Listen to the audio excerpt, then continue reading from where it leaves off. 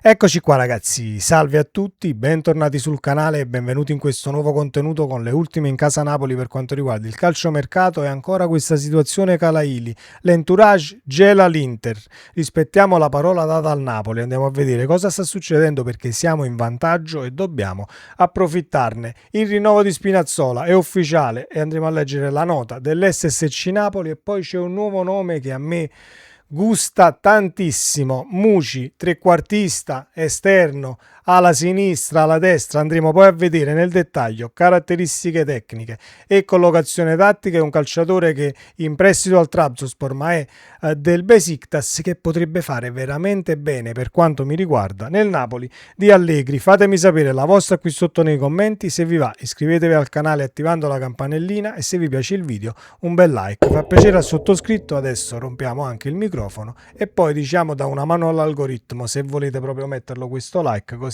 l'algoritmo diciamo si diverte anche lui. Inizio settimana. Detto ciò, partiamo da Anan Calaili, passiamo per Spinazzola e poi ci soffermiamo su questo nuovo nome che a me attizza e non poco. Detto questo, no grazie, l'entourage di Calaili gela l'Inter, vuole rispettare la parola data al Napoli in retroscena. Il Napoli si sente al sicuro per Anan Calaili. Stando a quanto si legge sul quotidiano in Roma, le rassicurazioni sull'affare sono arrivate direttamente dall'entourage del calciatore, che ha detto un no grazie all'Inter, che ha provato ad inserirsi nella trattativa. La risposta di Calaili è stata perentoria. Adesso bisogna capire se l'Inter proverà ad insistere o virerà altrove. Siamo in vantaggio e dobbiamo portare a casa l'esterno, il terzino, chiamatelo come volete, perché potrebbe anche far molto bene, diciamo, da quarto di centrocampo, da quinto a tutta fascia, calciatore con una grande gamba, ma l'abbiamo già analizzato e trovate il video ovviamente sul canale. Calaili vuole solo il Napoli ed intende rispettare la parola data. L'accordo è un quinquennale da 1,5 milioni di euro netto a stagione e ovviamente ballano quei 5 milioni. L'Union Saint-Gilloise ne chiede 25, il Napoli ha offerto 15 milioni ma potrebbe chiudersi ovviamente a 20. Abbiamo dalla nostra parte l'entourage, il calciatore, approfittiamone e affondiamo il colpo perché serve il vice di Lorenzo e sarebbe poi il primo colpo di mercato che il Napoli doveva fare, diciamo, anche nelle sessioni passate e poi non siamo riusciti, quindi possibile, diciamo, aver trovato il sostituto di Lorenzo, però il calciomercato sappiamo che poi cambia, 48 ore potrebbero cambiare tutta la zuppa e noi seguiremo tutta la situazione. Il rinnovo di Spinazzola è ufficiale e la nota del Napoli parte così. La freccia è pronta a colpire ancora. La SSC Napoli comunica di aver prolungato il contratto per le prestazioni sportive del calciatore Leonardo Spinazzola fino al 30 giugno 2028. Il 10 agosto il suo esordio con il Napoli in occasione del match di Coppa Italia contro il Modena, 72 presenze collezionate, 4 gol e ha contribuito ovviamente alla conquista del quarto scudetto e della Supercoppa italiana. Congratulazioni a Spinazzola, io sono assolutamente contento e d'accordo con il Napoli nell'aver rinnovato Spina, anche perché le prestazioni da quando è arrivato, quelle lì insufficienti, si contano, almeno per quanto mi riguarda, sulle dita di una mano. E poi ha in spogliatoio mentalità, esperienza per poter poi amalgamare lo spogliatoio al meglio e far sì che compagni meno esperti, più piccoli dal punto di vista anagrafico, possano, diciamo, apprendere anche per quanto riguarda mentalità e scendere in campo in Europa, campi che comunque possono farti tremare le gambe. In uno spogliatoio servono 3-4 elementi del genere che hanno esperienza da vendere, quindi sono contentissimo del rinnovo di Spinazzola.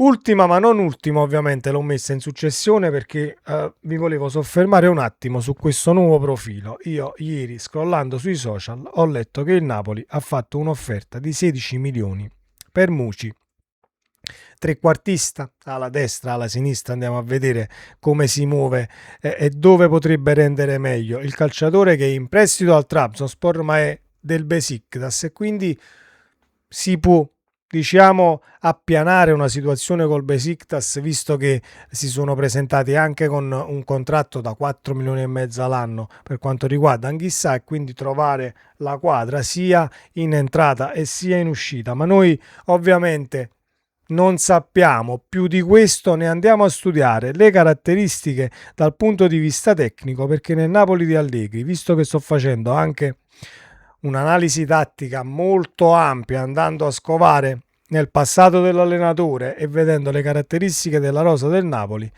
potrebbe essere un bell'asso nella manica questo giocatore. Abbiamo letto che comunque esce uno e entra qualcun altro in casa Napoli e lo sappiamo. Giovane potrebbe finire sul mercato facendo entrare poi al limite un nome del genere, 25 anni, albanese 1,80 m, piede destro ma usa molto bene anche il sinistro e lo danno quasi come ambidestro per caratteristiche. È un trequartista ma gli piace spaziare anche a destra e a sinistra, dietro la punta, quindi in un 2-3-1 sarebbe perfetto, in un 4-2-3-1, avendo poi diciamo la possibilità di spaziare da destra a sinistra. Noi l'abbiamo visto fare anche quest'anno nel Napoli di Conte con Neres, che comunque prendeva palla a destra, andava a sinistra, non c'era l'obbligo di restare su una sola fascia, però questo lo fa proprio per default. È un calciatore che gli piace partire da sinistra, prende il pallone come vede lo spiraglio, tira, ha un tiro molto ma molto valido. Andiamo a vedere anche due numeri: in prestito al Trabzonspor in campionato 27 presenze, 11 gol e 3 assist in 1850 minuti giocati, è tanta roba. E ovviamente una media voto molto alta, i dati ci dicono che ha una media voto di 7,3 ed è molto molto alta. Se andiamo a vedere anche le medie di altri calciatori ancora più blasonati e conosciuti di Muci. Numeri avanzati: 0,53 di gol ogni 90 minuti, 2,27 di passaggi chiave a partita, che non sono pochi. Le caratteristiche: crea occasioni con continuità, tira molto da fuori area e vede la porta nella maggior parte delle volte. Expected goals molto alti, segno che arriva spesso in zona pericolosa. Punti di forza e difetti: grande tecnica nello stretto, dribbling rapido e un tiro dalla distanza di livello molto alto, ottimo calcio piazzato, che serve qualcuno in più che può tirare le punizioni ma anche i calci d'angolo in caso, perché ci arriviamo. È un calciatore che dal punto di vista fisico nei duelli ha qualcosina da migliorare, bravo negli inserimenti senza palla, molto abile, non da punti di riferimento, questa è la cosa che mi piace, ma se lo andate a ricercare dal punto di vista visivo, vi andate a vedere qualche highlights, lo capite da subito che è un calciatore molto imprevedibile, può giocare in tutti i ruoli dietro la punta.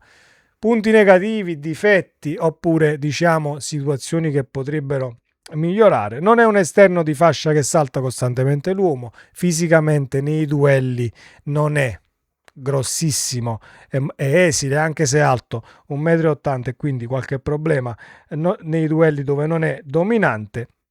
Nelle stagioni precedenti, ma parliamo di 2-3 anni fa, ha avuto problemi di continuità. Allora è un calciatore che, se il Napoli affonda e lo prende, entra per un eventuale giovane che esce, quindi non stai prendendo il titolare inamovibile e non gli stai chiedendo nemmeno di fare il titolare inamovibile, quindi potrebbe tranquillamente, in maniera molto con nonchalance, inserirsi nella rosa e dire la sua ogni qualvolta viene chiamato in campo, anche perché diciamo è un 2001, se non vado errato, sì, è un 2001, e quindi non è che si fa il problema da subentrante, deve trovare la quadra, si deve ambientare 10 minuti, un quarto d'ora. No, è un calciatore che palla al piede sa perfettamente quello che deve fare e molte volte cerca di saltare l'uomo e tirare in porta. Con questo non dobbiamo nemmeno etichettare un giocatore che dici no, ma allora questo si prende il pallone, poi sbaglia 3 tiri su 4, perdiamo le chance. Assolutamente no. Se lo andate a ricercare, per i più curiosi, capirete che sarebbe veramente un grande acquisto. Se davvero il Napoli ci pensa, possiamo inquadrarlo, appunto, come ho detto, in un 4-2-3-1. In conclusione, non è un esterno che salta l'uomo, l'esterno che gli dà la palla 50 volte, ti punta e se ne va al limite sull'out di destra o di sinistra. Assolutamente no. È un trequartista, un rifinitore, ecco, mettiamola così. È un rifinitore e quindi farebbe molto bene dietro la punta. Serve come il pane per me alzare la qualità dietro la punta, sulla tre quarti. per far sì che poi stesso le mezzali, gli inserimenti delle mezzali, perché poi nell'analisi tattica che sto facendo di Allegri hanno un ruolo molto importante, così come la situazione terzini, ma non spoilerò niente perché ci arriviamo. Per i più curiosi, se volete, iscrivetevi al canale attivando la campanellina, così restate aggiornati ogni qualvolta esce un nuovo contenuto e l'analisi tattica di Allegri che uscirà, anche perché a quanto abbiamo letto una mezz'oretta fa col Milan sembra tutto definito, potrebbe arrivare la firma col Napoli oggi o nelle prossime ore. Domani, c'è chi dice domani, c'è chi dice nelle prossime ore, c'è chi addirittura dice firmeremo sicuramente prima del 6 di luglio quando ci sarà la presentazione della maglia, ma probabilmente si farà molto prima, anche perché credo che il Napoli si sia rotto da aspettare e iniziare ufficialmente questa stagione, e il Napoli di Massimiliano Allegri. Sempre Forza Napoli. Ciao.